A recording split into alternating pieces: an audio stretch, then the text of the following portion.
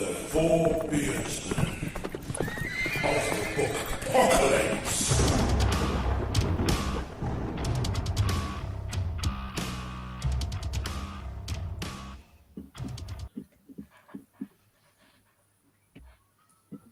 Hello.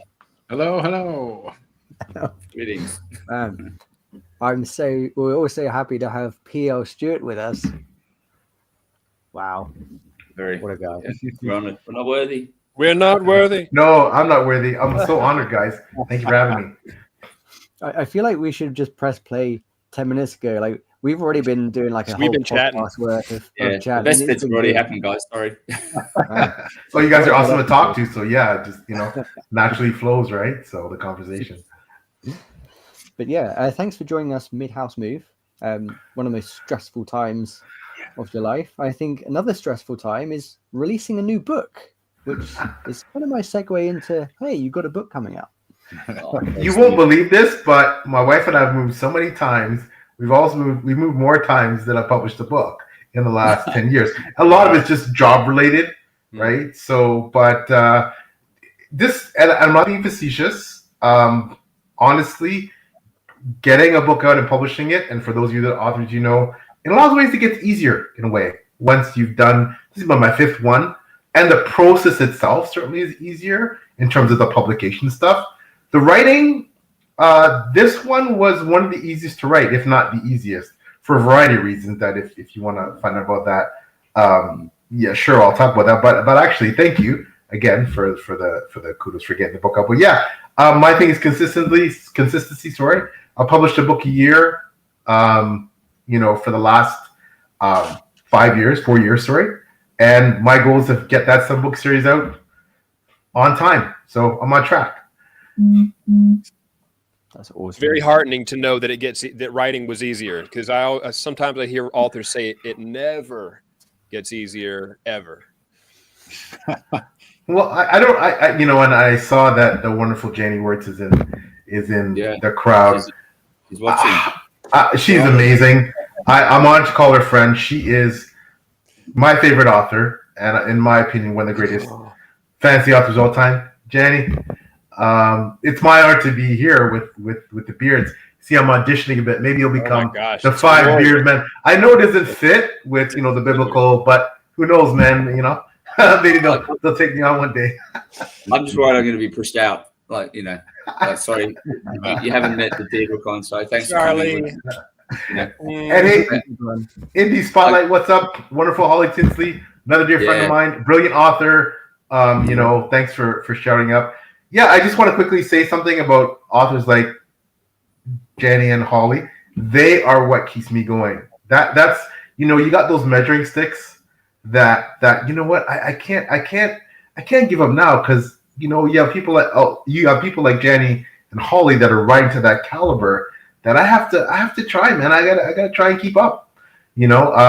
Holly Tinsley, The Princess of Grimdark. If you haven't read anything by her, what are you doing? In terms of the indie sphere, SBFBO finalist for her amazing We Met at Ashen Shadow. Her Vanguard Chronicles is just phenomenal. And The Hollows, what she wrote recently, is actually probably her best book. It is phenomenal.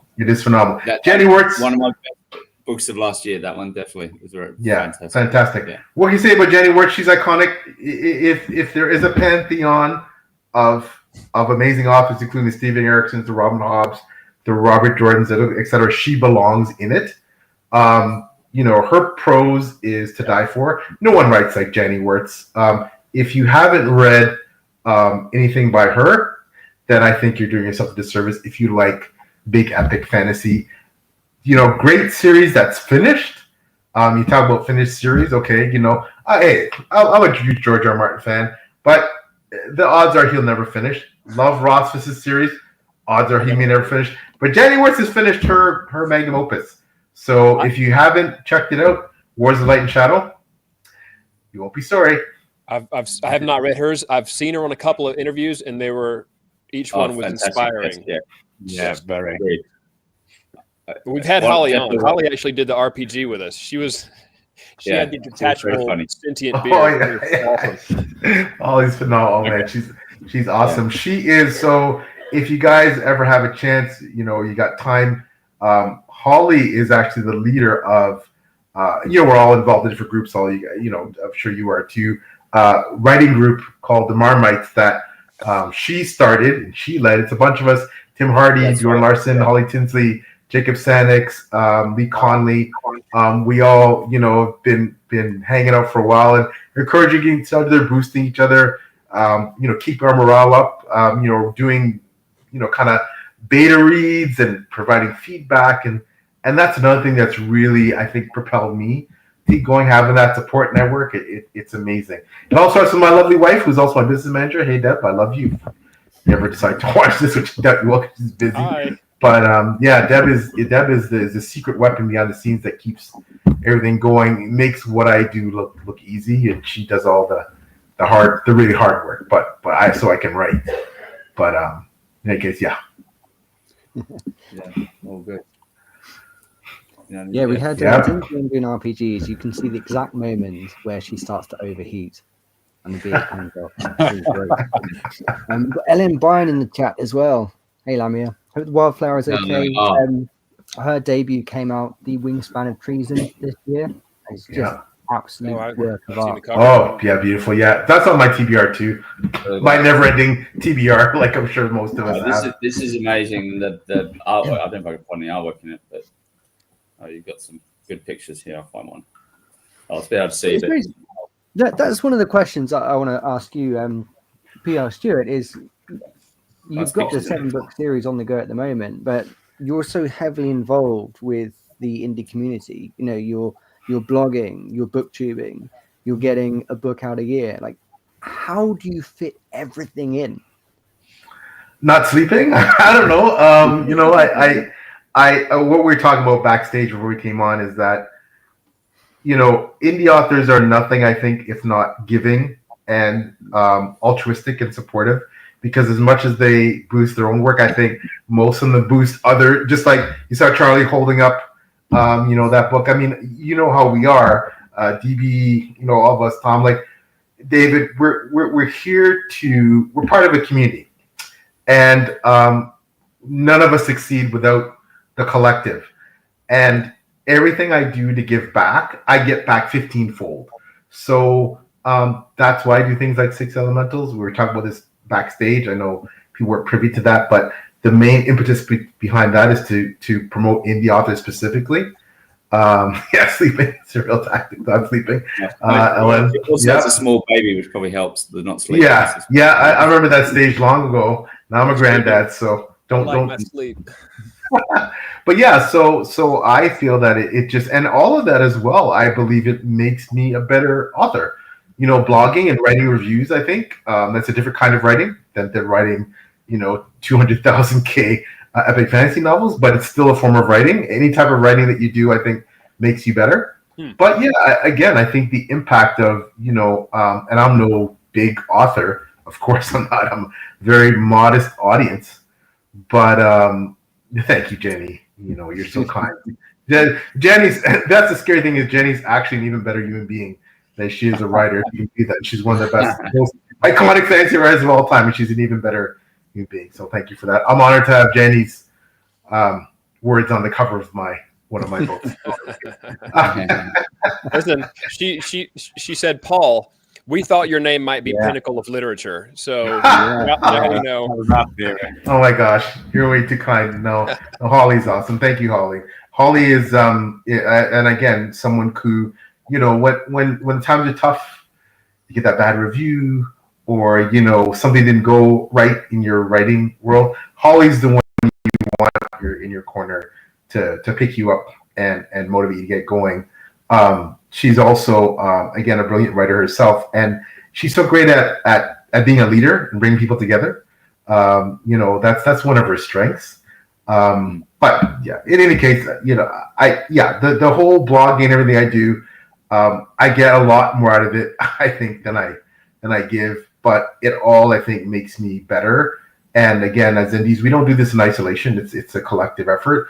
And you'll find indie authors are way better at selling their friends' indie books than they are their own. we're sometimes not the best at the marketing side, but we can sell our friends' books though. We think they're so amazing. So and then you have people like Jenny who, again, is so giving of her time. Jenny's a big author, but you wouldn't know it, right? She came out in the same era of the Hobbs and the Martins, and and she has this huge epic series among her backlist, this huge epic iconic series that should be ranked with the Malazans, etc. But you email Jen, you message her, she's gonna respond right away. She is just as accessible as any author, and I know we talked about the fact that there is potentially this dichotomy that indie authors are somewhat more accessible sometimes than their trad covers, and that's not. I'm not blaming or disparaging the trad traditionally published author. I'm just saying that like I said, you message me, you call me, you get me, right? You don't have to deal with a publicist, etc. And some of that is not the traditionally published author. That's not by their design. That's just the way the industry works. So, but Janny is someone who's so warm, so giving of her time, supports all authors. And so it just makes you want to cheer for her even more, besides the fact that she is so brilliant. Yeah.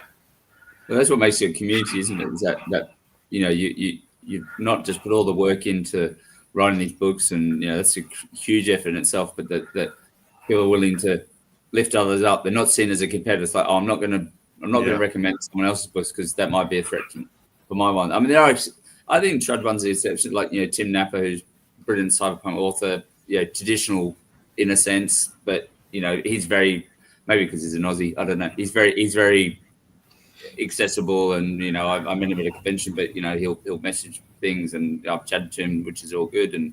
But it's that willingness to just engage with people, which I think that's why you're in such high regard, Phil, because you really actively lift others up. So I think that's you were one of the first people I saw when I sort of first landed in the indie scene. The first interview I saw with an indie author, and I knew nothing about what I was looking at. And I remember watching that interview and thinking, you can be decent and friendly and supportive and do well. And that was a massive benchmark for me, because I thought it'd be quite cutthroat, to be completely honest. And you were the man saying, no, you be decent and you'll be all right.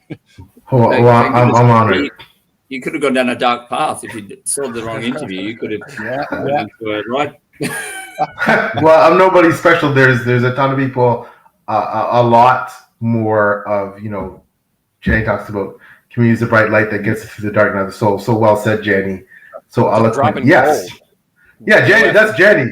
Jenny, those lines, they spit out of her like that's just happening naturally, isn't it? Wait to read her books. You will sit there. You will literally sit there reading Jenny's books, and you read a passage, and you'll just go back, and you find yourself reading the same passage, and I have to go forward, and then you read the next passage. It's even more brilliant. That is the kind of writing that Jenny is capable of. But in any case, you know what? There's so many people, amazing people in this community that I look up to, and I think you quickly realize, for example, and again, the authors, such as DB, if someone doesn't like my book, they may like DB's book.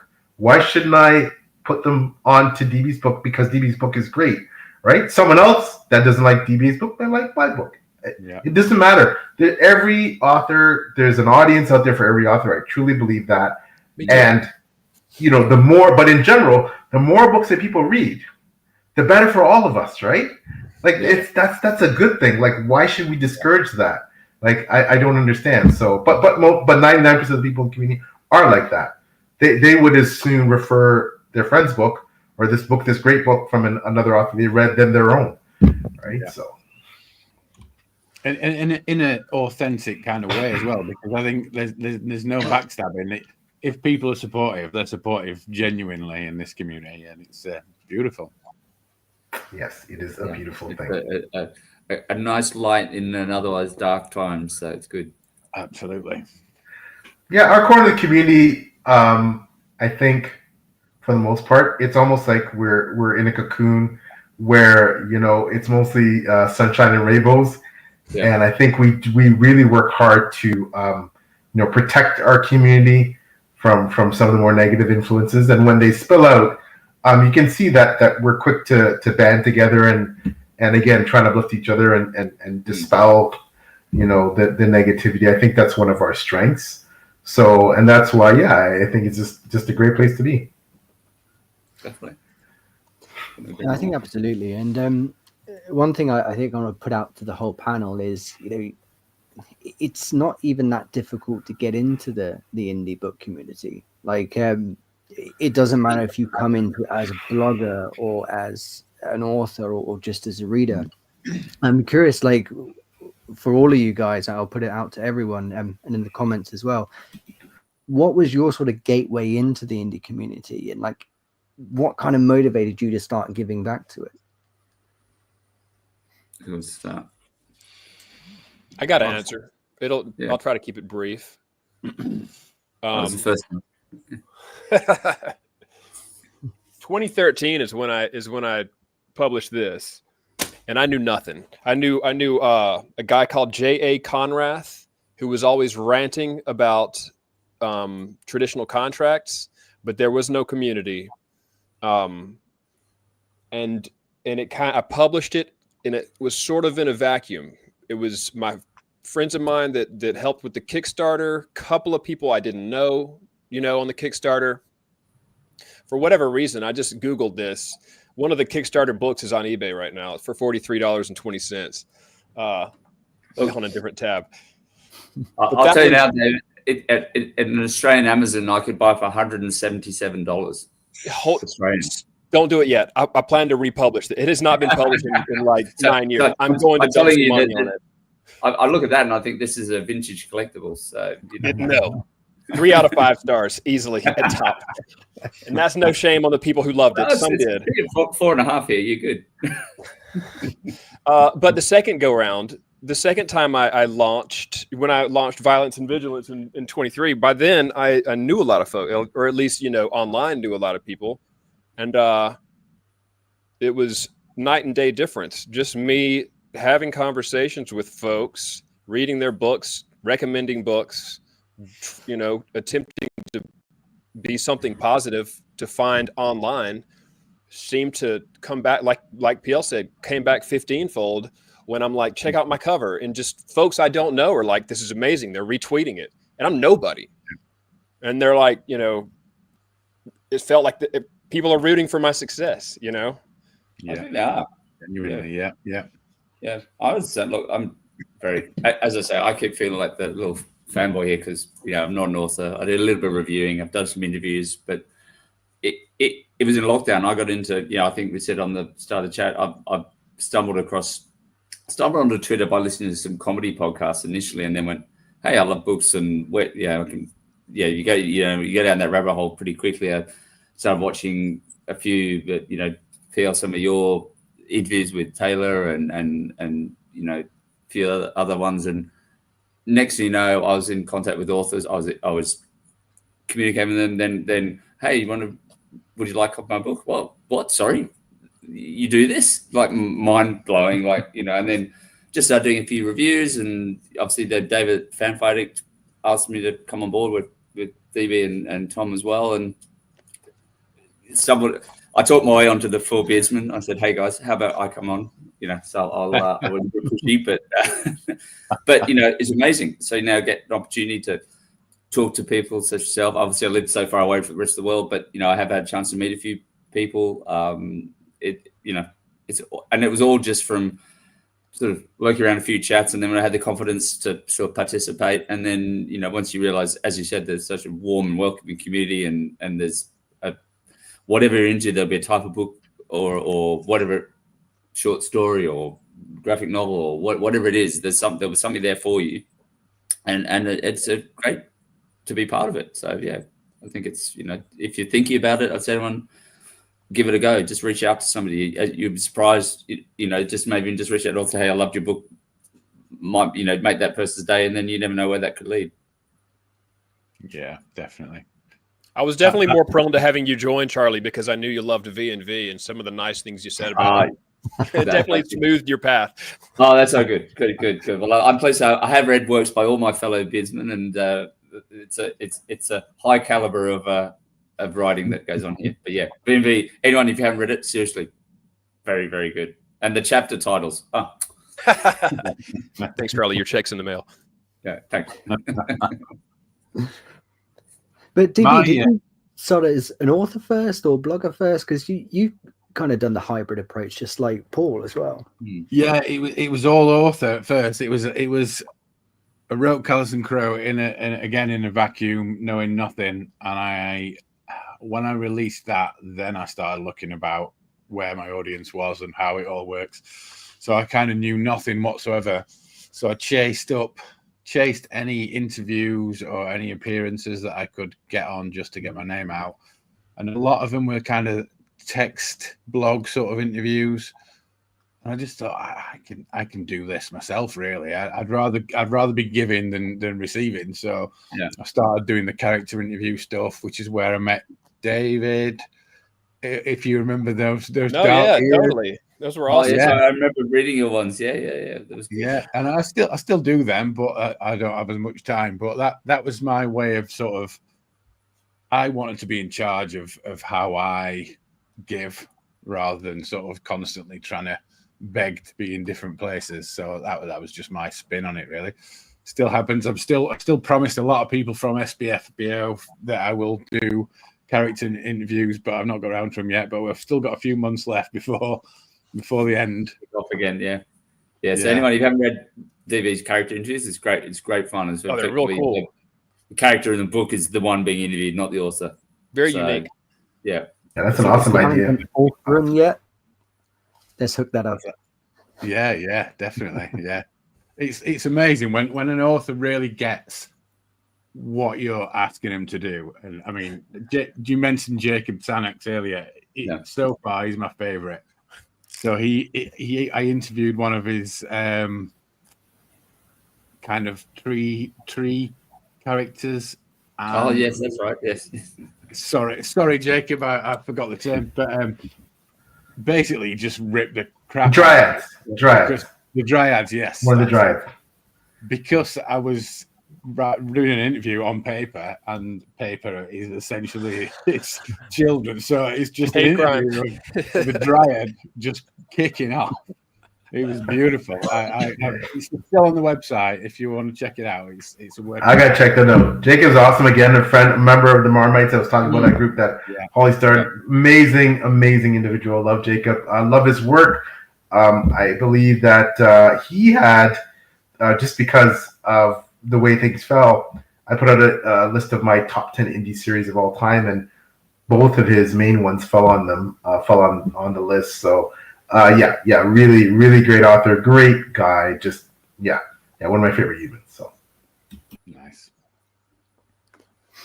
And what was your journey like, Paul, when you started? Because I know you said you set out to write your 7-book series, but what sort of came first? Was it writing the Drowned Kingdom saga? Was it the blogging? Was it the booktubing? Like, how did it all shape up for you? Well, I think naturally, like, I'm not sure what some of your experiences were when you first landed on social media and you have 0 followers on whatever platform you're on, Instagram, Twitter, Facebook, whatever, and you are essentially, you feel like you're shouting in the void, right? So how do you get to know people? Okay, you follow one person, you try to interact, you follow 2, you follow 5, you follow 10, you follow probably your favorite authors. You fight, like I went out, you started following the Mark Martins, the John Gwynns, and the George R. Martins, and the people who you never believe would ever follow you back. And, George hasn't got to me yet, but believe it or not, I've had the pleasure of meeting like Lawrence in person at the end. He follows me. John Gwynn, he follows me. John was they're both such amazing people. Yeah. But I've interviewed John's sons, the wonderful brothers Gwynn. They have a great YouTube channel. They're very popular.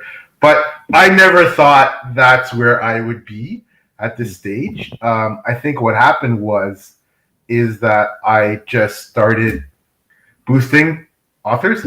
I met so many great indie authors to start, and the indie authors were the ones who, because again, I said I think there's less of a if there is a bit of a barrier potentially, there was certainly not there with the indies. And it didn't matter how many sales they had or how many thousands of reviews they had in Goodreads, they chat to you and you chat back and you start to get to know them. You form these genuine bonds, and then you start learning things. And like I said, the Marmite group was instrumental. I think my development. I made connections through I think it was Holly first, and then everybody else, and you gain these friends, and then through them you meet other people, and then it just explodes from there. Sorry. And when I look back, and I don't have that many followers, but I mean, a lot of people say, "Oh, you have a lot of followers," like on Twitter. Like, not really. If you look at some people, but at the same time, like I think I've been at it a while now, and I just focus on genuine engagement. And then when it came to writing, yes, writing was always the thing. I was here to write, to learn about good books, to read, because I love to read. I love to find great literature. I feel I'm old school, and I feel that to be a better writer, you need to be a good reader, and you need to absorb greatness, like Janny, like Holly, so you can learn something from every writer, even if they don't write in the style that you necessarily write in. You can pick up certain things that you admire. And I felt like as I got to a certain point, then I learned about SPFBO, the Self-Published Fantasy Blog Club, run by Mark Lawrence, probably the biggest self-published fantasy contest out there. I entered, got punted in the first round, but through that. The one amazing Beth Tabler, shout out to Beth, our fitness leader at Wonderful Board for Goodbye. She's like, "Hey, now that you're out of the contest, do you want to be part of the blog? Because we think you have something to offer." I'm like, okay. I was very humbled, and so I got involved in that. Now I'm an assistant editor there, believe it or not. And then it took off from there. So then I became a judge for SPFUs, and now I'm judging some of these books. And then through everything, the awesome Steve, who is Steve from Team Stop Books, who is the master overlord of all things page chewing. Hey, JCM, I put it in. Welcome. Yeah, you know what? I read it as a badge of honor, GCM, and you should too, because your book is friggin' amazing. Like I said, I just finished Wistful Ascending. That was wow. And I was candid about that isn't a book I think I normally would have read, but I knew how amazing JCM was. I heard how popular the book was. I had to get it, and boy, am I so happy. It is amazing. I'll definitely be reading everything that JCM writes. He's a fabulous author. So I got involved with through Steve from Steve Stott's Books. He interviewed me as an author interview, and afterwards, whatever, we hit it off, and he's like, "Hey, I'm going to do this interview series. Like, you want to be my partner?" And I'm like, "What, me? You sure you got the right guy?" But he's like, no, man, I like your vibe. You're so, you're positive, and your stuff through the books." And we started from there. And then a Taylor, who Steve knew through blog, she already is a wonderful blogger. Taylor from Made to the Pages, my amazing colleague. She got on board, and then Steve took a step back to concentrate more on his page chewing website. It's almost like a mini Reddit. Yeah, it's almost like a Reddit. I can't describe it to you, right? But check it out. Right, it is like it's an amazing group of it's almost like its own Discord in its way, like its own little community. And I've been lucky to chat with Steve and Holly on the Spotlight chewing that they've got some, which is again another, and I think DB you have as well, where it's like which is actually they called back twice, so I was like, "Are you sure?" But that was great. Another great group that really bigs up the community, and I'm not surprised they picked you up here. You're very sure, mate. I'm honored. But so then Steve stepped back away from the YouTube side. So Taylor and I kind of ran with the YouTube stuff and started doing more interviews.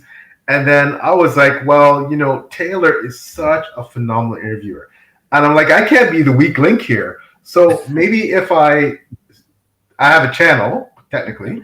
So maybe if I start doing my own interviews, and I was already doing written interviews on my blog called 6 Elemental Interviews. It's named after 6 elemental goddesses in my series.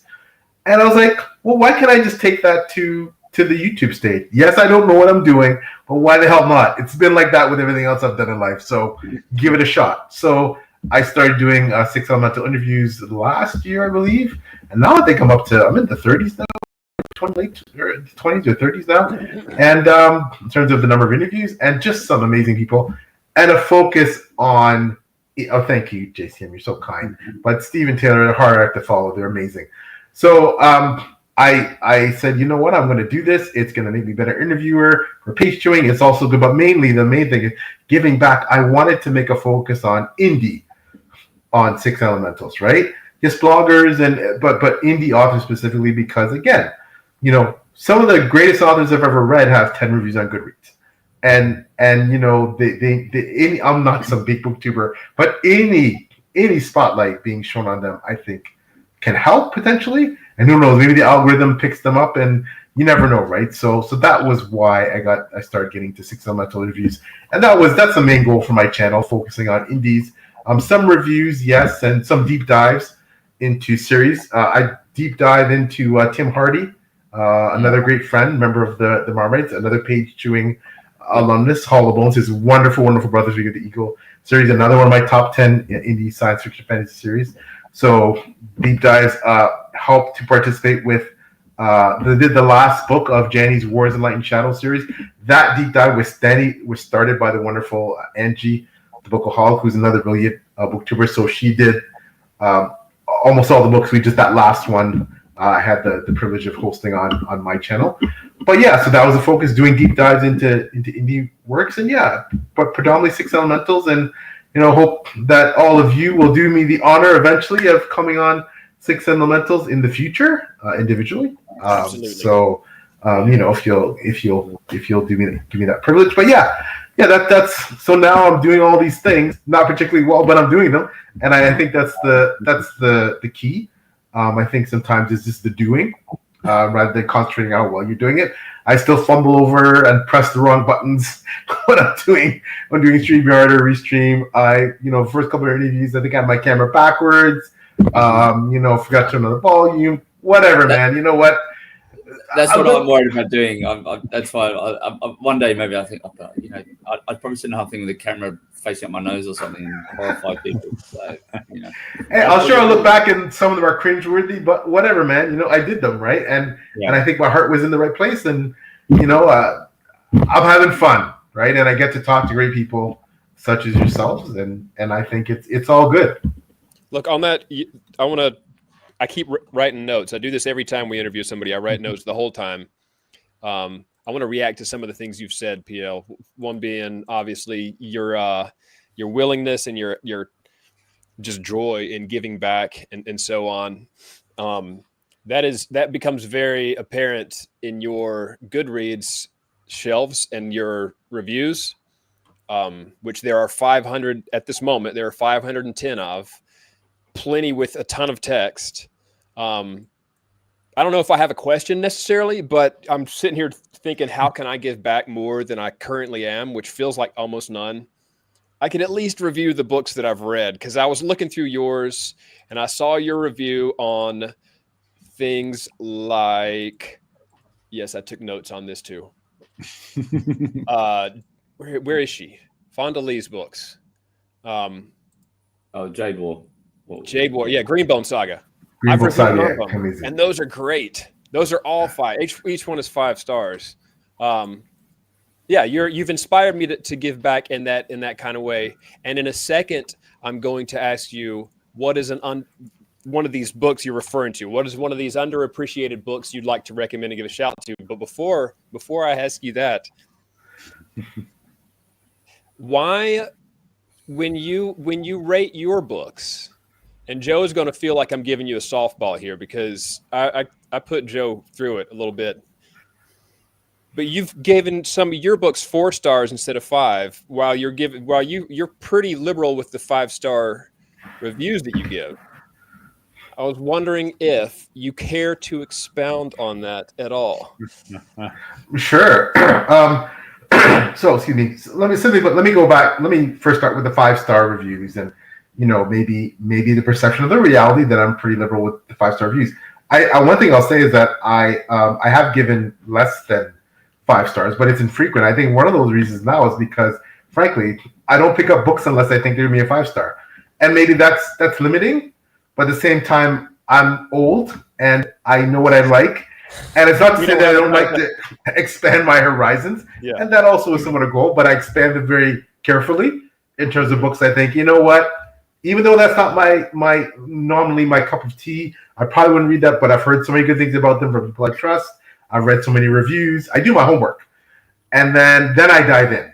So I'm somewhat like there. So when I pick up a book, 9 times out of 10, it's probably a 5-star read for me because I've kind of, yeah, exactly. Okay. So that's probably why you see so many 5 stars. I'll tell you this. On my, you and I both gave Way of Kings 4 stars, not to out you as a 4-star Sandersonian, but it's for the same damn reason too, I think. You said, and I had to learn a word, I crave elegiac. I don't know what that. I'm probably not pronouncing. It was for the prose. You said you mentioned Brandon's prose contrasting the dense prose of Martin and Janie Wirtz. Gave her a shout out even there, and even Mark Lawrence and Joe Abercrombie. That's the same reason that I gave Way of, because I agree. The prose. I don't want to get sidetracked in a Sanderson thing. He's a brilliant author. I know that he will never be one of my favorite authors. I'll just be blunt. I think he's an amazing person. He does so much for the community, even as big as he is. But his writing, at least what I've read so far, now and I'll finish up. We're in one book, Way Kings. I have everything in Stormlight except for Wind and Truth, I think, on my shelves. I have so many of his books on my shelves. I haven't read them. But yeah, and I know that it's purposeful, though. I know that it's purposeful why he doesn't. I got a conversation with the wonderful Philip Chase, amazing book to bring out himself, about Sanderson quickly, and just but yeah, like I'm hurt me for it, but I'm someone I consider myself a prose snob. I like elevated prose. I like to be like Janie Wirtz prose transports me totally. You're totally selling her, because I'm 100% with you. If I'm not enjoying every sentence in that, and that's why Rothfuss is why I write. When I read his first book, I was like, damn, this seems fun. Every line felt ambiguous. It felt like there were multiple meanings and everything. You're really selling Janie Wirtz here. And I know you're not even, it's not even because she's necessarily in the chat. She's my favorite author. There's just no bones about it, and there's a reason for that. And I just invite you to read for yourself and see if you feel the same way. I really have no choice. But but my point is with my books. So now going back quickly to answer your question, David. Sorry. My books, because I honestly didn't believe my first book was a 5-star book by my own standards. But I gave my last book a 5-star because I thought that was 5-star standard. And that's not even my personal favorite book of my own series. I think my first book is probably it's a tie between my first book and my fourth book is my favorite. But my 5th book, for example, is coming out recently, which I think people are going to like probably better than any other books. Won't be my favorite either, because I like different things. There's a difference between writing a book that I believe the vast majority of people will find exciting and thrilling and fantastic, blah, blah, versus something that I would crave myself, even though I'm the author. Clearly I'm not writing it because I don't like it or because I'm not enjoying writing but there's a difference, right? So yeah, I felt it was, no one could really be subjective about their own work. Let's face it. But I made that attempt, right, to say, hey, my first book isn't my best book. My second book isn't either. It's an improvement, but I didn't feel until I got to a certain point that, based on my own standards, my own book was a 5-star. So, but when it was a 5-star, I gave myself a 5-star. Yeah. The whole rating your book, in a lot of ways, is disingenuous. I mean, let's face it. I mean, a lot of us authors do it, but more indies than trads. Although you see some trad authors doing it as well now. Hey, I think it's been a bit of a trend. Yeah, he rated Doors of Stone. Didn't write it, but he rated it. Yeah. So. I that's why I did it. That's a good answer, and it goes in line with your talking about promoting others even more so than yourself. Yeah, and I don't know what the future holds. I hope I'm getting better as a writer, whatever that means. I don't know if you can even quantify or qualify what that means. I think, frankly, what that means is that you get better at giving people what they want, perhaps, even if not necessarily you may even think it's that great. But I think you get better at, not just writing to market, but you get to know yourself better. You get to know your weaknesses, your strengths, and then you go from there.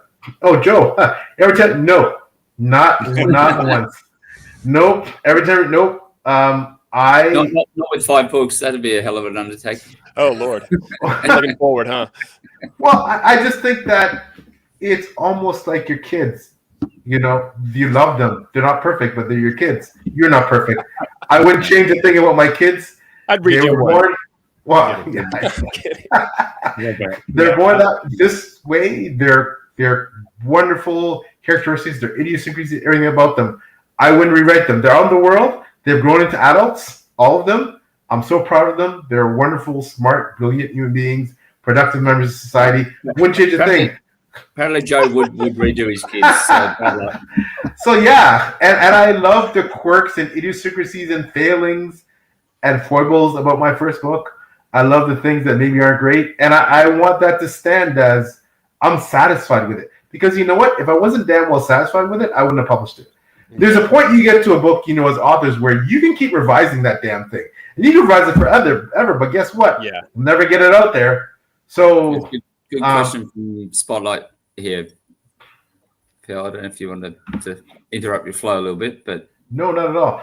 So, Holly, I don't know if I've figured out where my audience is and how to find them, but I know this much. I know that because I write a certain type of book that's not for everyone.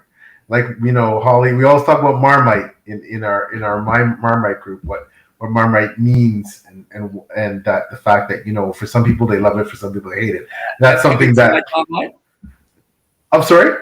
Have you tried it? Oh yeah, absolutely. I feel that what I've done now is that, you know, because when you get past that point, especially Indian author, where the people who are reading your book are your wife, your mother, your kids, your aunts, your uncles, your friends, and it's out in the world, and you start getting genuine 5-star and genuine 1-star reviews from people who subjectively felt they were about your books. I think now that I kind of got a handle on who. You'll never get a complete handle. I kind of got a handle on who typically likes my books, and that's based mostly on other authors. You see, that's in the reason you read the community, because it's not about comparisons and contrasting everything, but you'll find that, you know, if you like X book, then you tend to like, say, Holly's book. If you like this book, you might like Jacob Stein's book. If you like this book, you might like George R. Martin or Jenny Wirtz, or, you know, so I think I'm getting better at figuring out, if you like this type of book, you might like my book. Now, obviously, at the grand scheme of things, it doesn't matter, because I have no control who picked up my book and who's going to like it or not. But I think I have, perhaps, I'm a bit more discerning in terms of figuring out who would potentially like my book and who might bounce off it. But again, it doesn't matter, because if they pick it up, they give it a shot, I'm grateful. And if they don't like it, they don't like it. But if they do, they might have found something that they can really enjoy. So, definitely. Oh, good. I just want to quickly comment to Ellen. That's a great comment, Ellen. Yeah. You also grow your books. Different area of life. Well, I think, Ellen, the thing about me is I started old.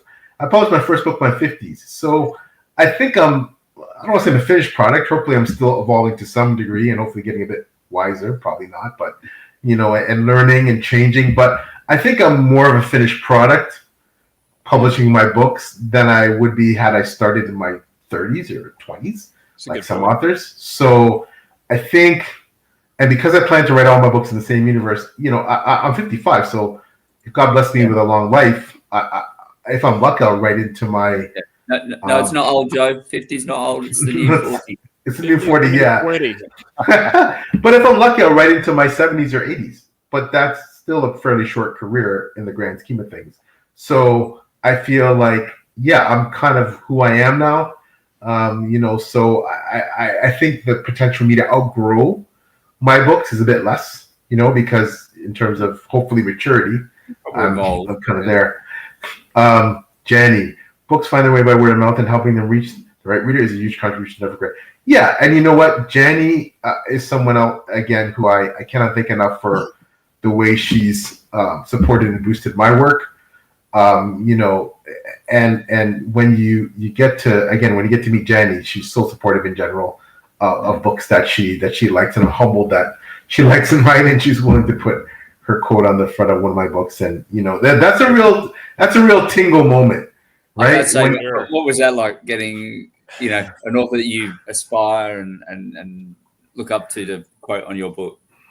I can't even describe it, but I felt, it's not fair to say this, and probably it's not fair to Janny, but I felt like I'd arrived. It's not, you feel like, for every author, and I think, for the authors amongst you can attest, David DB, et cetera, that, we all have our individual benchmarks, and they may be secret only to ourselves, but we have them, right? Whether that's winning a literary award, whether that's, getting a certain review from a certain blogger, whether that's, but this was a goal I couldn't even have conceived of having someone like Janny Wirtz, like my work and be willing to give me an endorsement quote. So you feel like, and that book is special to me too, because it's a book that I feel is one of my better written ones.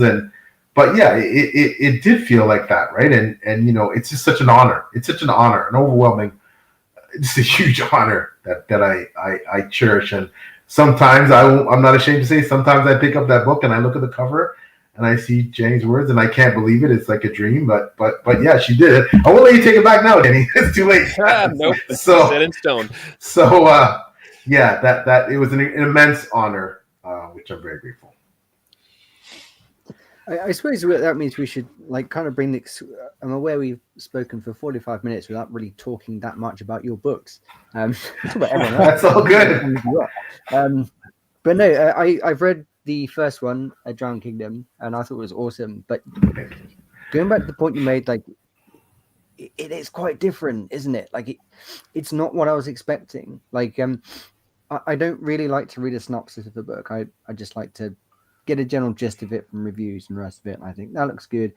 So yeah, I wasn't quite sure what I was expecting going into A Drowned Kingdom, but it's almost like it's sort of regal punk. It starts off with a very detailed, almost chronology of the royal family of Atlantis, and then just sort of takes you into this crusade and holy war, and it all goes really, really badly for everyone involved. How did that book come about? Well, thank you, Tom. First of all, I'm honored that you read it. I'm happy you enjoyed it. That book came about from several avenues within me. First and foremost, my love for the Plato's Tale of the Lost Summer of Atlantis, which is captivated me since childhood, and which is one of those things where I always think about. I've said this on many podcasts, that I tried to stay somewhat true to Plato's tale, or what I interpreted his tale to be. Cool. And I wanted to write a tale about that. There's something that captivates so many people. Like right now, there's scientists, many of them who are credible and don't even believe that Atlantis exists, but are searching right now for proof of existence. It's not crazy. It's one of those things, right? So this is a timeless tale that captures the imagination. So yeah, and I'm a big fan of the classics: the Iliad, the Odyssey, the Aeneid, Paradise Lost. I'm a history geek. I'm an English major, so classics. Plato's Tale of Atlantis. Second, I wanted to write something about. Thank you, Janny. I want to make it original, but in some ways it was an homage to some of my favorite writers. I hadn't even read Janny Wirtz when I wrote that book. If I had, you'd probably see a lot more influences. I think certainly now my later works are definitely taking on. I can never write to that level, but Janny's definitely influenced me as a writer. I want to write something that felt a bit like a mix of Plato's Tale, along with Tolkien's The Silmarillion, and something by like a Mark Lawrence or George R. Martin, a grimdark kind of underneath gritty layer. But I think first and foremost, I want to write about compelling themes that have fascinated me for my whole life. Things like racism, sexism, homophobia, religious intolerance, things like that.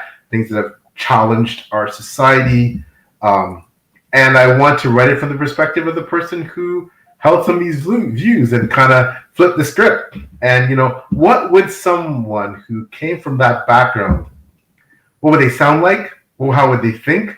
How would they treat other people? How would they interact? But most importantly, could they change?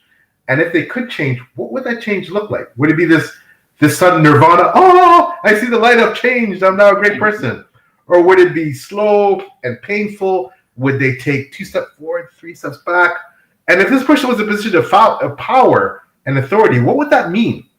So that's how it is. And thank you, Jenny. Yeah, That's awesome.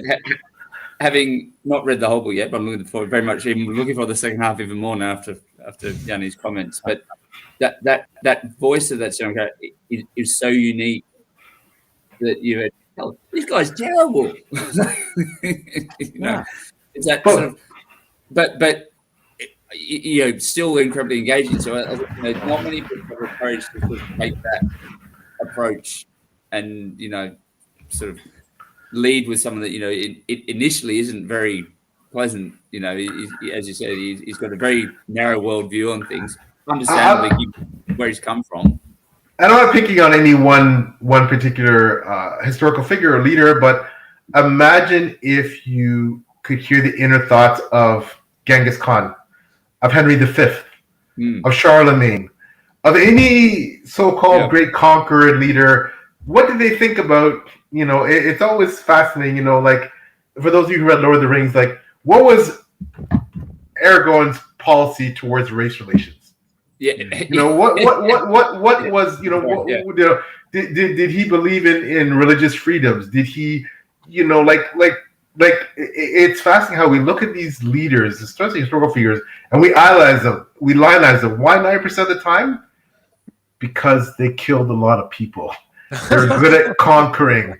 They're what is? I'm a history buff. I love reading medieval literature, medieval history.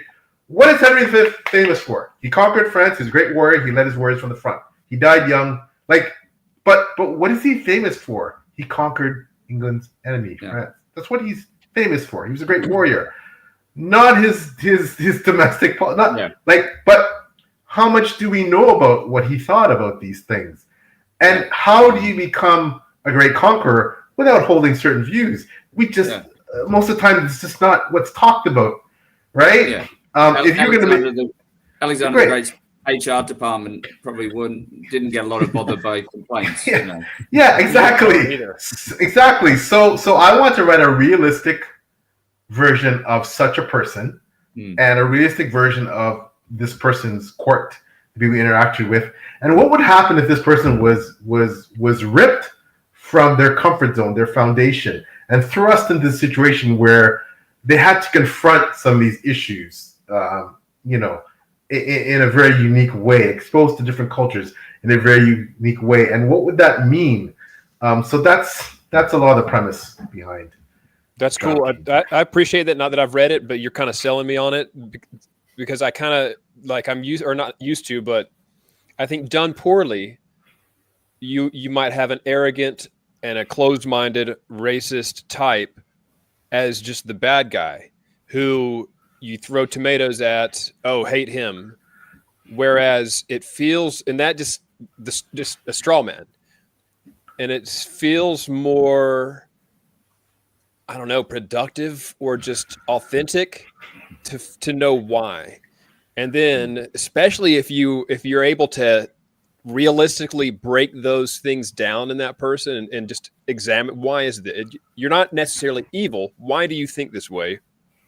And it's a fascinating bit of history, isn't it? I just hear you talk now, and it's like, history is written by the victors. Obviously, it always has been, and probably always will be. And so, I can remember back many years ago when I was at university studying history, and British Charlemagne, and you understand, how you study it, but you've also got to be cognizant that you're not getting the full story. You're getting part, even with an original source. The yes men story. That's what you're hearing. Well, exactly. Or it was written by someone it was still written 2,000 years ago, but it was written 500 years after the person had lived. So it's like me writing something on someone 500 years ago. Well, what am I basing it on?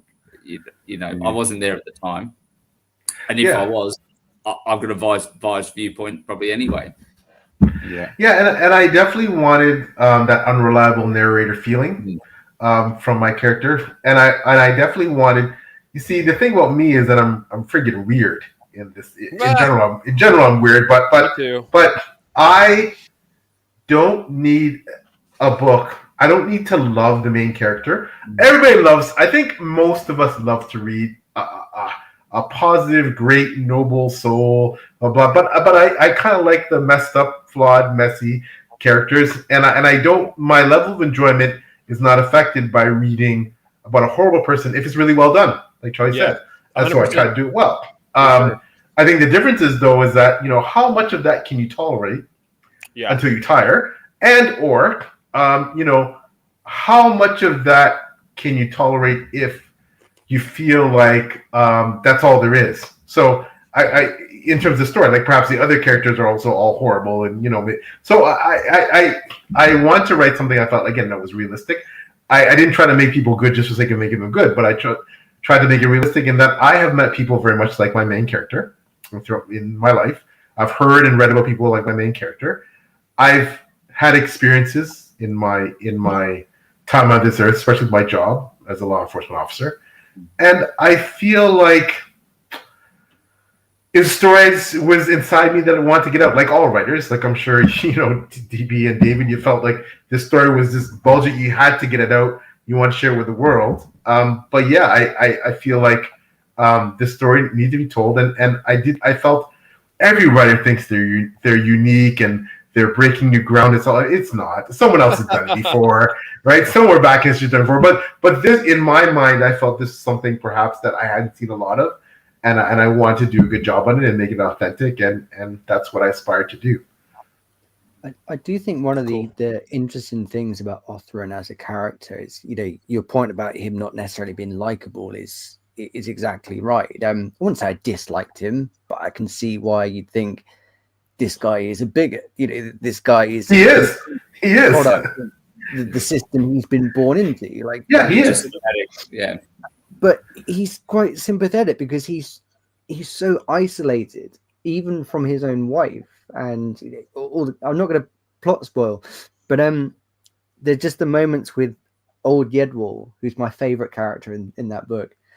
Where you kind of understand where Othran's coming from, why he is this isolated, just almost brutish, brackish figure, and it's that moment where Yedwall goes, "Cut your hair, you look like a little girl."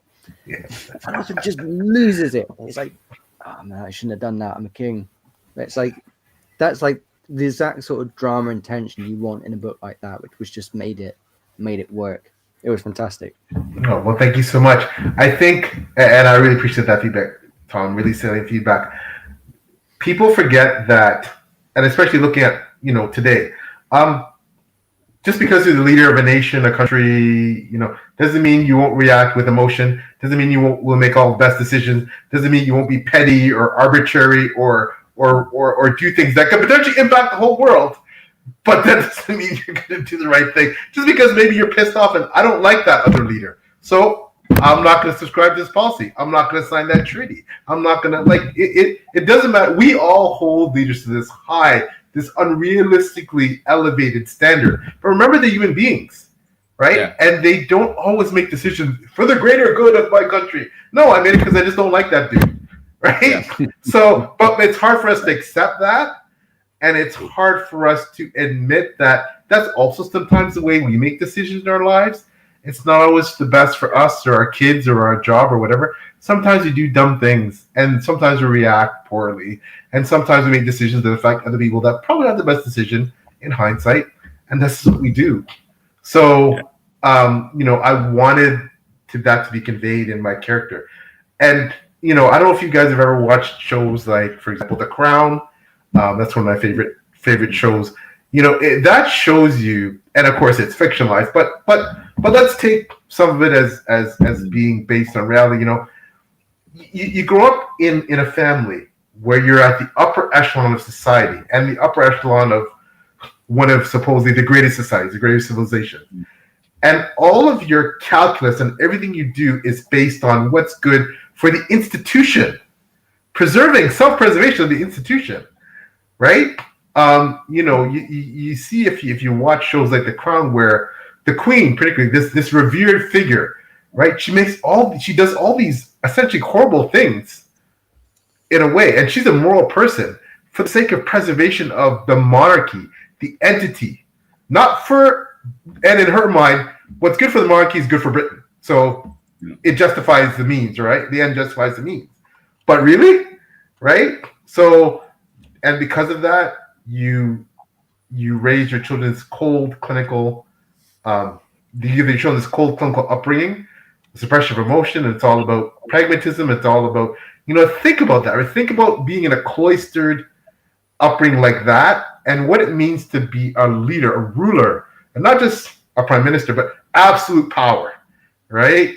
Essentially, not so much with the Queen because different era, but think about in ancient times, an ancient ruler having absolute power, and what do? You got this absolute power, but you're still making those same decisions based on different calculuses that may not be good for the people you're leading. Like it's a very complex position, and also I want to engender a sense of empathy for someone there, because it's not an easy job. It's still a job. Being a CEO is not an easy job, and what happens when your morals are in conflict with your position? Is something good for the shareholders always going to be good for the environment? No. You got to make those decisions, right? And it's on you, right? So, I want to convey that as well in someone like Offren. This feels very enlightened. Everything you're saying, you made me. So there's something called, and I don't know how to pronounce it, but Parnell's iron law of bureaucracy. That in any bureaucracy, the people devoted to the benefit of the bureaucracy itself always get in control, and those dedicated to the goals that the bureaucracy is supposed to accomplish, so taking care of their citizens in a monarchy, have less and less influence, and sometimes are eliminated entirely. I'd started paying attention to this when I worked at Best Buy, because obviously height of I'm not going to say corrupt capitalism, but it's just pure capitalism. It's pretty corporate America, Best Buy, Walmart, Best Buy. You're up there. And if you're not talking numbers with a clipboard, well, then you're fucking out. Get out. We don't want you. If you're helping people get the solutions they came into that store, that's not what you're here for. You're here to discuss numbers, and you're here for the institution. And realize that is emblematic, what you just said. That's an excellent point, David, of institutions such as most major religions and the hierarchy, the clergy that surrounds them. And I talk a lot. I try to illustrate a lot in my book about the difference between faith and religion, that they're two very, very different things. For example, I consider myself a person of faith. I'm not a person of faith the way I want to be. I'm a sinner, a backslider like everyone else. However, I'm a lot more spiritual, I think, now than I was when I was younger, where I was a lot more formally religious because I was raised very formally religious. So now I don't care about, frankly, the trappings. Not that I don't respect them. I mean, organized religion is something that I honestly believe that we would have destroyed each other as a species at certain times in our history had there not been for organized religion. They've done a lot of good, but they've also done a lot of bad. A lot of bad. And I think for those who are religious, and I don't mean to say this offensive way at all, but you have to understand that the hierarchy, the clergy, the religious structure and organization around most major religions, especially, is not there just to propagate the faith. It is there for self-preservation. And it is also their potential to enrich themselves. Again, I'm not picking any religion, so forgive me for those of you watching. I'm not anti any religion. I respect all faiths. I respect non-faiths, people who choose not to believe. But an intelligent person would ask himself the question, yes, I think the Bible basically says that, basically enrichment. There's nothing wrong with enrichment as long as you're a good person, etc. But, for example, and some of it is a happenstance. Some of it is not even, it's not because of the person themselves. It's not, they don't have a choice. They want to be part of this structure. This is what the structure is. They need to fit in. But for example, does the Pope need an airplane? The Pope has his own country. He's surrounded by the most expensive artwork in the world. A gold bell is rung when he needs somebody. like does the head of a religious faith need to be that friggin' rich in every way? Is that okay? I'm not saying it's not. The pastors down here, those televangelists or whatever, with the with the plans and all that kind of stuff. Yeah, same thing. Yeah. People falling over themselves to get into that church and get a part of it. It's So you ask, but those are just questions you have to ask yourself. I think as a thinking human being about, there's a difference between genuine, altruistic faith that is there for the betterment of humankind versus some elements that perhaps are not and are simply there to preserve the prestige, if nothing else, and the importance of the trappings, the hierarchy, the thing that surrounds the religion. Because the faith is one thing, right? Your relationship with God, if you have one, that's a personal thing. That's you and God, he, she, it, they, whatever God is or goddesses or whatever you believe in. But religion, organized religion is something different. And because it's organized religion is led by human beings, we are flawed human beings who are subject to corruption. And that potentially can mean that as great and as altruistic, as beneficial for humans that religion can be, it can also has a potential for corruption and its own self-preservation. And that's what I talk about a lot in the United Kingdom. As does politics, I'd suggest as well. God. Bingo. Exactly. Very astute, Joe. Yes. Why are you? It's funny, isn't it? Because, I don't know about in your respective countries, but that I had a dad who was involved in politics in the UK, and I see what happens here. And there's this funny thing between this outrage that a prime minister or president, whoever, is paid X amount of money. We go, but hang on a second. If they were the CEO of Coca-Cola, you'd expect them to get $6 million a year. Why would you not pay the person that's leading your country $6 million a year? I know it's a slightly different system in America, perhaps, but because that's where the priorities are. It's like, well, if you want to get the best person to run a country or the best person to run a state or governor, or whatever it might be, you rely on someone that's either made their money or has other altruistic goals or whatever, rather than someone who's like, if I want to feed my family and be a successful thing, I'm not necessarily going to go and try to run the country. I'm going to run a company and get my goals that way. Yeah. But but at the same time, we think, well, oh no, we can't pay them too much because that's wrong. So, well, they're running the country. In some ways, I'd want someone that is the best person, the best CEO or whatever. It's doing that job should be running the country, not someone that's doing it for egotistical or a legacy or whatever it might be, which unfortunately seems to be a lot of the case. Yeah. Anyway, yeah. But no, that's a great point, Charlie. And so my book explores all sorts of things. But there's a lot of things. I think hopefully my book is somewhat layered and nuanced. I'm exploring a lot of things. I throw a lot at you.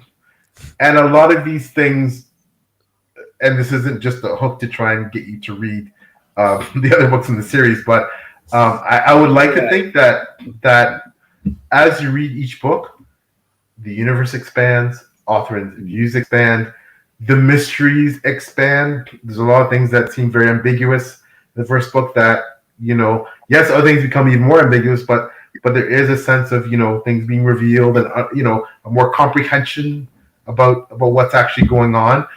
You don't really start to actually even understand what's really going on until you get to around book 4, book 3 and 4 and 5. And, it's really fun writing book 6 right now because I'm revealing so many, I think, long-standing mysteries. It's a blast. And I'm revealing it in a very, I'd like to hope, interesting way. So, I just think that, if you're looking for me to plug my own series, that's why. Plug away. When you set out, did you know where the series was going specifically? Did you know the ending and the beats and so on? I told you I'm weird. I'm really weird. I am an obsessive planner. I plan, I know all the titles for every book, 30 books ahead. I know what the cover designs will be. I have the endorsement quote readers selected for the entire series. I asked them way ahead of time. I have all the maps schemed out. I have, everything is planned down to obsessive. I have to say, it's obsessive level of detail. So, Me too, Joe. but I love authors. I really respect the authors just spontaneously, blah, I'm going to vomit this out, and it's amazing.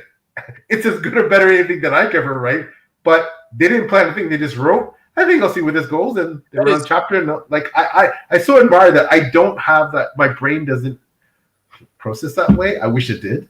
That is true. I find it as I'll let Ned write one day, but that approach of, as you said, Pierre, that the guys who plan and perhaps you're planning to the nth degree, but that planning it out, and then those others literally sit down. I've chatted to Douglas Lumsden, who writes A Troll Walks in the Bar. That's it. Great author. Love Doug. He's a great fantastic guy. Another, his first book, I think, he was in his 60s or something when he wrote his first book, and so there's always hope for us. But when he writes, he's literally sitting down and he said, I don't even really know what's going to happen. That and I think that's amazing. And he writes these fantastically. They're awesome. His books are awesome. Yeah, they're great fun. So I love hearing about both approaches, because I think it's fascinating as someone on the outside. That's perfect, Ollie. I can't say too much about it. The short answer is yes. That's an answer right there. Yes. Hopefully, I'll be able to say more. I'll be able to say more in the coming months. So, okay, you heard it here first, people. Nothing to say. Do you think, sort of hearing what your series is about and how you're going about it, do you think that the sort of fantasy, political, religious realism that you're all about, is that why you chose Atlantis? Because it's kind of semi-real, semi-fantasy, or was that just a random idea? No, that's an excellent point. I think I chose Atlantis probably because at its heart, which some people may not realize, if you haven't delved deep and actually read Plato's Tale, you've only heard about it, watched it, your knowledge is more cursory. Not saying my knowledge is so in-depth, but it's a morality tale. It's a morality tale about a fallen civilization and why it potentially fell. I mean, without spoiling anything, that to break in a nutshell is that did Atlantis run afoul of the gods, and that's why it was destroyed, right? And what that means. That's how Plato wrote it. It was more like a morality tale, that this peerless civilization that had everything going for it, because of its own hubris, eventually, that's why it fell. So I asked the question in my book, is that why it fell? Or was it something else? Like, what was the reason behind this calculus? Because there's no spoiler that the series called The John Kingdom Saga, and the first book's called The John Kingdom, the bloody thing sinks, right? So, that's not a spoiler. Hey. But you missed that, Tom? Yeah. The first paid for. Come on. Yeah. But it's everything surrounding that is the mystery. So, and I hope that as the series goes on, you start to really go, oh, okay, well, that's why it could have sunk. But was it that, or was it something else? And I hope that that's something that confounds the reader a bit. And as I reveal more of the world, the more and more you come to understand all these deep mysteries that are linked with that. And I think what I did is, and I remember seeing a review and it was a great review, and the person actually really liked the book and gave me a great rating, and they actually messaged me. I'm not spoiling Plato. Yeah, he's it's not fair because number one, he's dead, and number two, he's a far better writer than I could ever be. He's famous, so that's a good point, Holly. I hope that there is something to be gained from my tale in terms of the questions I ask. Again, I'm not smart enough to solve any of them. I just ask a lot of questions. I put them on page for the reader to come to their own conclusion. But I feel like when it comes to Plato and why I chose that tale, it's the perfect tale to center a character like Othrin around, right? I mean, perhaps you could transplant Othrin to, and again, there's parts of Othrin that are analogous to some of those famous leaders I mentioned, Charlemagne, Genghis Khan, Henry V, figures from history. But I think combining that with Plato's tale about hubris, and because my character is so full of hubris in a lot of ways, it's the perfect vehicle to make that happen. Oh, thank you, Jenny. That's coming from a brilliant author. That's high praise indeed. Um, a lot of people. I wrote that. I wrote this series thinking that hopefully the politics, some element of the philosophy that's intertwined there, perhaps the world building. I hoped was going to be fairly in depth and something that people who the world building geeks like me could sink their teeth into. But you get these unexpected feedback, positive, negative, and especially unexpected praise. Like, for example, I think Janny, for example, writes incredible, some of those poignant battle scenes I've ever read in fantasy. It will break you, like break your heart. Like, there's some of her scenes you'll be literally sobbing. And Holly writes these fantastic, action-packed, edge of your seat, fight scenes. And I didn't think I was going to be any good at writing battle scenes. I didn't think that was something I was going to be known for. Not that I'm known for them, but I look up to the John Gwynns, the Miles Stretchford Camerons, the Janie Words, the Evan Winters, you name your great writers of battle scenes. But the Bernard Cornwells, one of my favorite authors. But yeah, for some reason, I think some people actually read my books for that, and I don't think I'm that good. But I mean, medieval history and English, that's my background. So I read about a lot of ancient battles. I spent a lot of time in school reading about, and that was a fascination of mine, reading about ancient battles, reading about, how they happen, why they happen. And so it seems that has become an element of my writing that people seem to really enjoy. I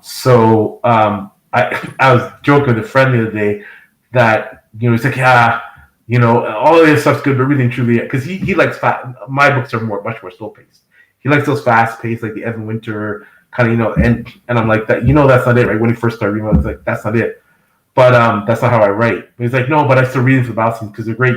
The build up, you really get me going, right? And it's that unexpected element of your writing. I'm not sure if the writers here felt that too. That you don't know if that's going to be an aspect that people are going to really care about, but they seem to. So I think it's only a positive, right? So now I am actually starting to more focus on it because you have to give people what they want, right? So Expectations. Yeah. The expectations, right? Not that I have some big audience or but I'm just saying, right? I get it. My small readership, they look for that. So that's become a focus as well. But only with consequence. I will never write. I mean, it's all gratuitous if you think about it. Writing violence, you can write a fantasy without battle scenes, without violence. It could still be great.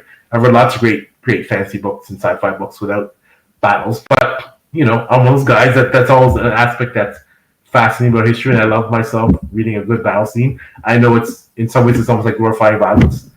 So don't get me wrong, but I understand the contradictions there. But I do enjoy reading them, especially if they're well done and they But to me, it's all about the consequences. It's all about the buildup. It's about why did this battle happen, right? What brought these two sides to that point where it had to result in violence? And it could be simply, okay, someone wants someone else's land, or much more simple reason. But I love those the battle scenes when it's consequential, and that's something that's consequential that's brought these two sides to this conflict, and what that means, and what the fall is going to be. Besides the devastating physical injuries and death and all the things that come with, unfortunately, battle. Like, what does it mean politically? What's the fallout? What's the result? And what does it mean? Because invariably, I find that one battle is just going to lead to another one, right? Yeah. It's not, we had a battle. That's all sorted out now. We're good. Yeah. Yeah. So, yeah. There are genres. There are genres for that. The whole, there's an enemy that is just sword fodder. And once you're able to defeat all of them, then we're all good. But once you start exploring the nuance of characters and you start giving the bad guys sympathy. Well, the bad guys don't think they're bad guys, do they? They don't. And now there have to be consequences. Every time there's a fight, every time there's a battle, somebody, and I'm finding myself in the situation where I've written a lot of points of view on both sides of this conflict that's going to happen in the sequel to this. And I'm like, what? And I've not even asked myself, what does a good ending look like? I know how it ends, and there is no good. When you're rooting for both sides, there is no win. When it's just a big war that's going to happen, whoever wins, it's even them. They're going to be they're going to lose people. They're going to be twisted and scarred by things they had to do. So I love dark fantasy, and I love grimdark, and why I love the Great Michael R. Fletchers, the Anna Smith Sparks, and Jenny, of course, Holly Tinsley is the Princess of Dark, and she's an amazing grimdark writer. I love her characters.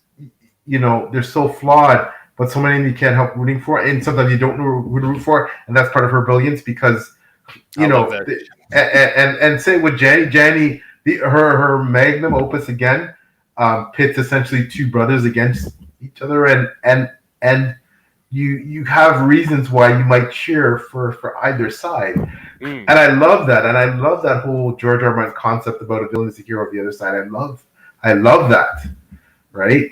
That's compelling. That's compelling literature. Yeah, that's what makes me want to read, right? Ellen's point. Yep, the pathogenesis of a battle is what makes it interesting for me. Approach definitely seems to be the battle itself, otherwise just comedy. Yes, I mean it battles. I would divide them into two parts. There's the choreography.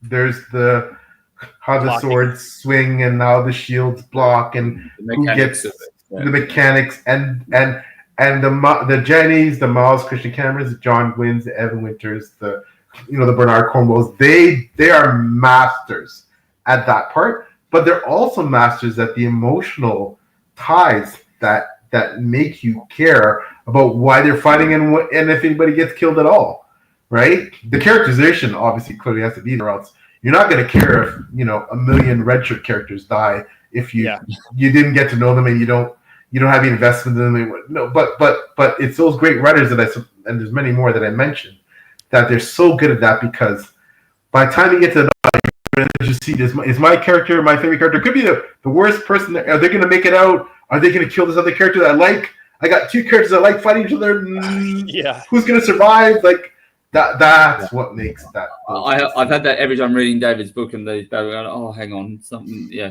I like all this. They're not all going to get out of this. High praise. I got to get to David's books, and I got to get to your books too, man. Like, this sounds amazing. Sounds right up my alley. Thanks, Charlie. That's right. No, it's all good. It's all good. I'd be saying it even if you weren't here. Don't worry. Thank you, Holly. His character is incredible. Focus on author observations. Another character you really wish you could explore and something about that. I know, Holly, you have not read book 5. It hasn't been published yet. It's coming out. Of course, if you do decide to continue the series and catch up, of course, you're welcome anytime to an arc. What I thought was really cool about book 5 that I get to explore another character. He has a point of view, not to spoil it too much, point of view character the first third of the book. I always divide my book into 3 parts. Different character has the lion's share of the POV in the first third of the book. There's some other ones mixed in. I mixed in like some omnipotent third person. But yeah, so there is, I feel a lot of character depth there that I think actually not only brings out the amazing quality of this character, but actually helps Othrin, my main character, in terms of being, in a lot of ways, more understandable and empathetic. And a lot of people say that this is like a turning point book where Othrin seems to become a lot more of a sympathetic character. And I think that's largely because of this other POV who looks at Othrin through his eyes and sees Othrin's faults, but still cares about him. So I think that was, I think that I got to explore a lot of depth there. And the book I'm currently writing, book 6, is no secret more because the arcs for Apocalypse are out and it's in the back. So book 6 is entitled A Black Dragon on Red, and I'm having a lot of fun writing it because, again, the first of the book is from characters that first you can be like, what does it have to do with Othrin? But you'll see. But it was really fun exploring, particularly a lot of characters there, but one in particular who appears in the Drowned Kingdom saga that you wouldn't necessarily believe you'd ever get a kind of POV from, and find out about what she thinks and but you get that. I'm having a lot of fun with it. It's really enjoyable to dive into that character. So, but I don't wish that I would have in the Drowned Kingdom saga explored any more characters in that saga in particular. Some of those characters will have side stories, will have their own short stories, will have, but the Drowned Kingdom saga is about Othrin. I never want to stray from that, as much as you may see other POVs and other things that, because it's a limited perspective, sometimes I need to show you things that Authorin can never see. But no, Authorin is I think, I'm not sure how the authors in the room feel, David and DB, etc. But I know that for me, I'm a character-based reader. So if you ask me why I love a particular book, one of the first things I'll mention is the character. Why I love First Law, Sandan Glokta, A bad guy, pretty much. the bad guy, right? Other characters amazing, but the first thing will come to mind is Sandan Glokta. Yeah. A good guy. What do I love? Bernard Cornwell's Warlord Chronicles. Durfa Kadarn is just one of the best characters I've ever read. Lord of the Rings, you know what I mean? The Hobbits, name your book, right? I think the characters are what does it for me. So I aspire, and I know I'm not saying Arthur is going to be. I want people to look back and go, Arthur was a well written character that sticks in my head long after I finish reading the series. And if I did that, even forget the rest of the books and who was who and who was married to who and who was son and daughter of who. If you remember Arthur, and you remember the way he made you feel, and you remember the way his journey made you feel, and you don't remember any of the other details, which is expected because especially we read a million epic fantasy series with these character lists that are like 50 pages long. But if you remember Arthur, and you remember how Arthur made you feel and how you felt, at certain junctures of his journey, then I succeeded. If you only remember that character, so I'm pretty happy about. I suspect you're succeeding, from what I'm hearing from people. Well, thank you, sir. Thank you. Very much so. I definitely want to make an impression with that character.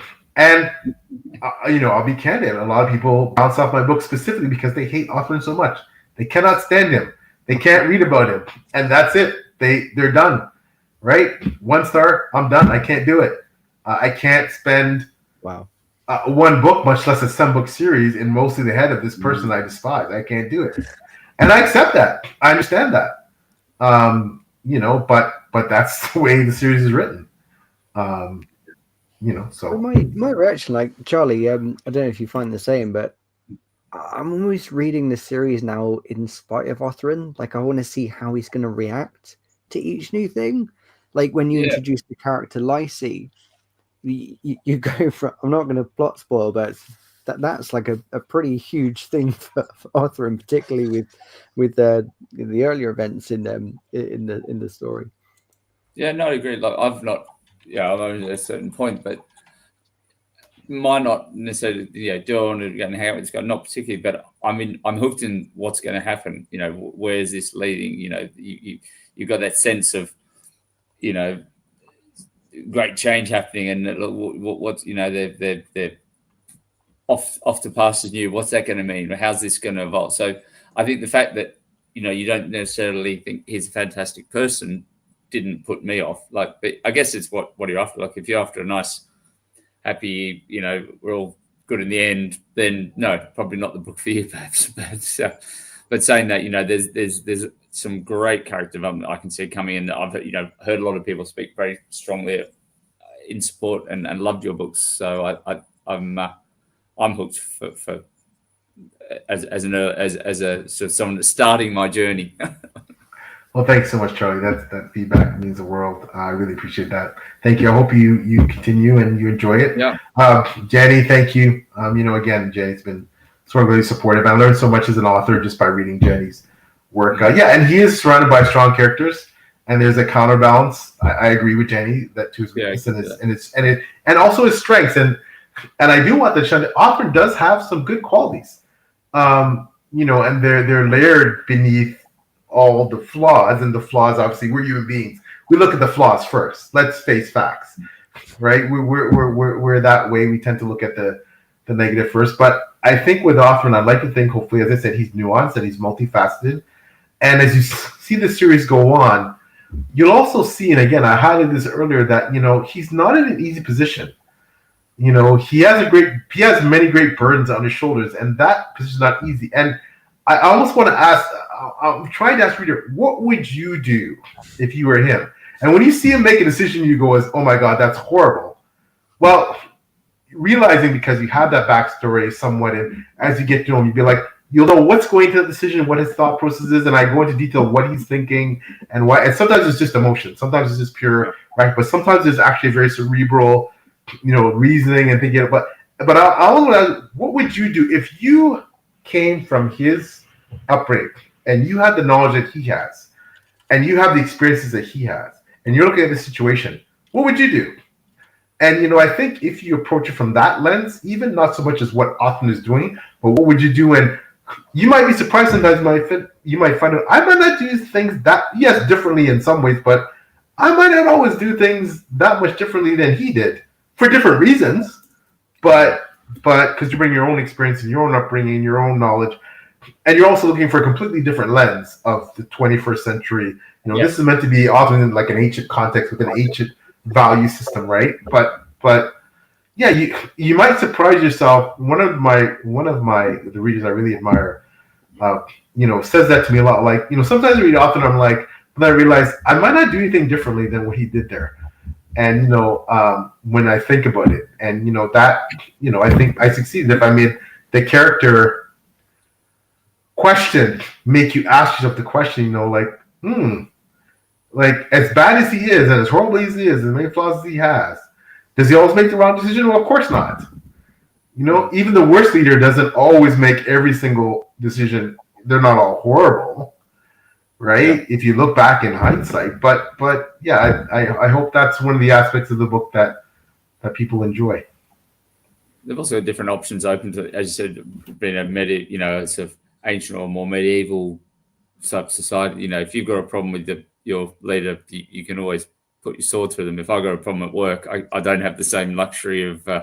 I might feel like I want to do that, but there's certain constraints that we have in a modern society. So but that's why it's interesting to read that. Is like take yourself out of where you might be powerless to do a lot of things in our current lives, to where people can take action, can affect change. They're not bound by the same constraints that we are. So for me as a reader, that's why it's great to sort of immerse yourself in that, because it's stepping away from the everyday.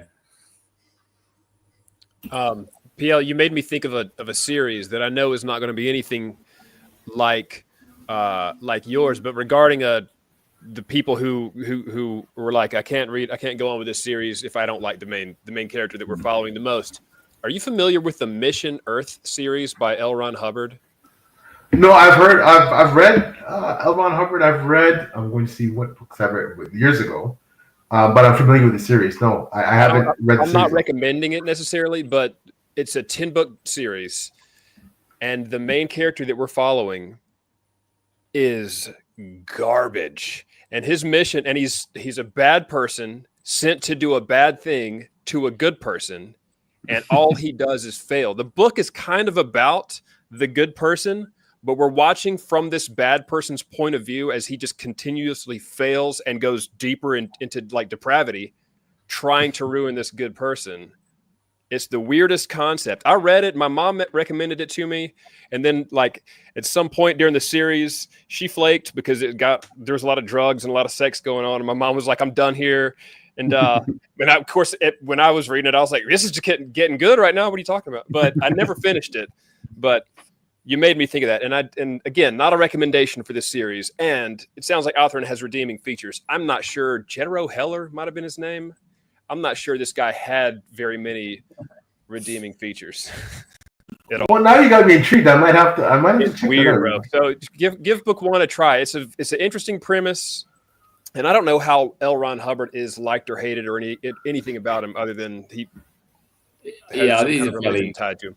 Yeah, he's a bit controversial, I think. Yes, he is. I do know that. but a lot of authors, again, from a different lens, the lens of the 21st century, are some of them are if you look back and you learn about them and their morals and their viewpoints, again, a lot of things that are very problematic in terms of today. However, and again, I guess there's always that dichotomy of how do you view the work when you know what the author's value system were, and can you still put in the context of that belief system doesn't translate to today? Like it's very complicated calculus, right? I tend to think that in 10 or 20 or 30 or 40 or 50 years, or keep adding 10, every last one of us will be problematic almost entirely. Looking back 100 years at what we're talking about, what we're doing, and what we're producing right now, somebody will say, I cannot believe a human being would ever think or get away with saying stuff like this. And I don't know what it is, eating cow, maybe, for all I know. Hopefully we've evolved that much that the lens from which the future generations look back and say, oh, these people were so backwards, they're morally bankrupt, they're, hopefully that's because that would mean we would have gone to a certain point where we're almost like Nirvana, like Star Trek, where this utopian. Yes, I don't know. I'm not being pessimist. I think I'm usually an optimist in general, but I don't know. I think when I look back as a history nerd, I see the same patterns repeating themselves. I see the same issues. I see the same. It doesn't mean we're progressing moving forward, but I see a lot of the same rather than I talk about things in the John Kingdom saga that I hope or I believe are contemporary issues today, but were issues 700 years ago. So I'm not sure. Human beings, I think we're very good at diagnosing some of our issues. Sometimes we tend to fall back in the trap of repeating them over and over again. But I think we're really good at diagnosing them, and I think we aspire to be better. And then sometimes I think that's the whole point. I think it's the aspiration rather than the actual achievement that is potentially more important in a way, because I think we're doomed to fall short because we all are flawed human beings. And again, I consider myself an optimist, but I just think that, maybe they're going to regress as well and say, maybe we'll be the shining example. Civilization was never as good as in the 21st century. Like idiocracy. That's what it's going to be. All those poor descendants. But that's just about the book. Yeah, that's the book in the series I've written. I'd like to think it takes a lot of twists and turns. Hopefully, like I said, everybody likes to think their series is full of surprises. That's not derivative that people can guess. There's people that figure out all kinds of things about my series going. Some people are totally shocked when they read certain elements, and I hope that mine's a series that you won't see. Readers are smart. They're smarter than you as the author. They figure a lot of things out. However, I'd like to think there's some curveballs in there that people didn't see coming, and they're like, "Oh my gosh!" Because they get a lot of feedback. Like, what are you doing to me? Like, what is this? And then, of course, as you know from the authors in the room, that the beauty of peeling back the curtain slowly, so they can slowly see, especially in a long series like mine, a 7-book series, so you can slowly see, that's what that was all about. And then when you look back, you go, oh, this was foreshadowed in book 1. I just wasn't paying attention. Or book 2, or book 3, or book 4, the replay, right? The reread value. Hopefully people will reread the book and go, how could I miss that, man? PL, he's talking about that from day one. So, I agree. Awesome. Well, look, before we let you go, because I know you're in the middle of the house move and everything, you've got a few more chats today. What's next for you? You've got Pack of Wolves coming out next month. Pack of Wolves book 5, the John King saga, will be dropping hopefully in about a month. So awesome. And then book 6, The Black Dragon on Red, is on track for 2026 spring. And the final book in the series, which I won't reveal that title yet, book 7, should hopefully be published in the spring of 2027, which would be publishing a book every year since 2021. John King 2021, The Last of the Atlanteans 2022, Lord King 2023, Alliance Pride 2024, A Pack of Wolves 2025, A Black Dragon on Web 2026, and book 7 in 2027.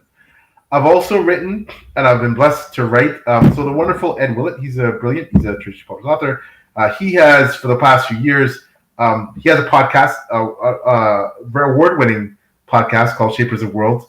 So what he does is he invites certain authors on, and then he asks those authors to write short stories for an anthology that he puts together called Shapers of Worlds. Hey, little guy. Cute. That's your son? Oh, he's cute. Hey, how's it going? He is. That's my youngest. That's my vasectomy baby. One day you'll know what that means. Explain that one later, Dad. So Shapers of Worlds is coming out in March as well. brilliant authors such as M.J. Kuhn. A lot of fabulous authors in that anthology. My book is set in the John King Saga universe about five. No, it's. I don't want to. I better not give a time frame. It's set in the John King universe many years before Arthur, my main character, was born, and it gives some clues, some interesting clues into things that you might see coming, especially magic-wise, in the John Kingdom Saga. I recommend for those of you who plan to continue the series that you read that somewhere after book 3. It'll be more meaningful. It might spoil you a bit if you read that part of book 3, my story. So, but buy the anthology, read all the other stories. Just keep mine on the shelf, and then after book 3, crack it open, right? But yeah, that's coming on March. I'm honored to be part of that. Check out Ed Willett and all things that he does, his podcast, and he's also a great writer himself, and all the other writers in the anthology. Once I finish the John King Saga, I plan to write first 2 prequel trilogies. One will be, for those of you, Tom and Charlie, who've read a bit or all of John King Saga, you know that Othrin has some idols, people he idolizes from historical figures to him, his past kings and princes. And one of them it's about his 2 favorite. One series about one of his favorite idols. The second one is the other one. One is set about 500 years before Arthur was born, and one set about 300. And of course, we get to learn that those idols from Arthur's view aren't quite like the way he pictures them. Yeah. So, surprise. We talked about history being written for this. So that's on tap. That'll keep me busy for 6 years after I finish John King Saga. And then I want to go back and write the 7-book concluding series to kind of wrap up the story of the John King Saga, the real story, which you won't really see until you get further on in the John King Saga, what the real story is. And then I want to do shorts about, there's so many individual stories of great characters, historical and otherwise, that I like to give shorts here and there that, I think would be kind of cool and interesting. Historical of the same world. Yeah. So there might be characters. I'm very jealous of your roadmap of your broader world. Oh well, thank you. Well, it's nothing special. I mean, you look at someone like a Janie Wirtz who has hundreds of thousands, literally years of history, embedded in her main series. Books, bitches, Cargo in the Casket. Yeah, Ellen.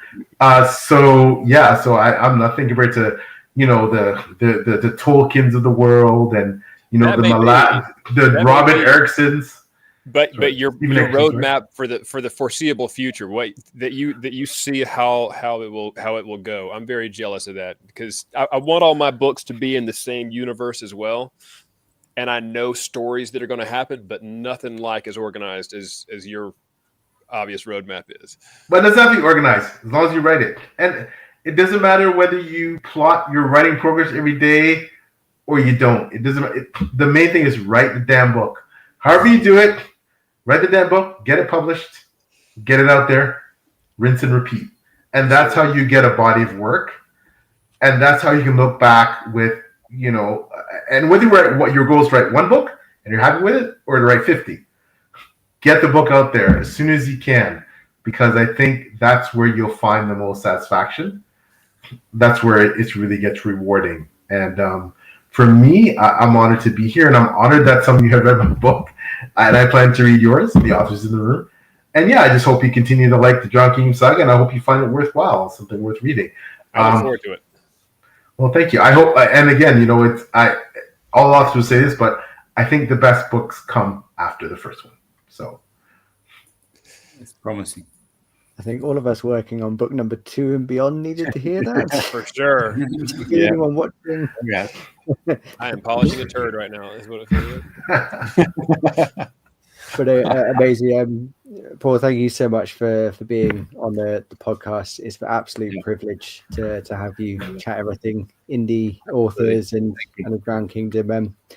All the best with book 5 when that comes out, and the rest of the series. And to everyone watching, if you're watching live or on catch up, please consider subscribing. And thank you so much. I really appreciate it. Yeah, thanks, guys. Thank you. Thank you, everyone. Bye now. Have a great night.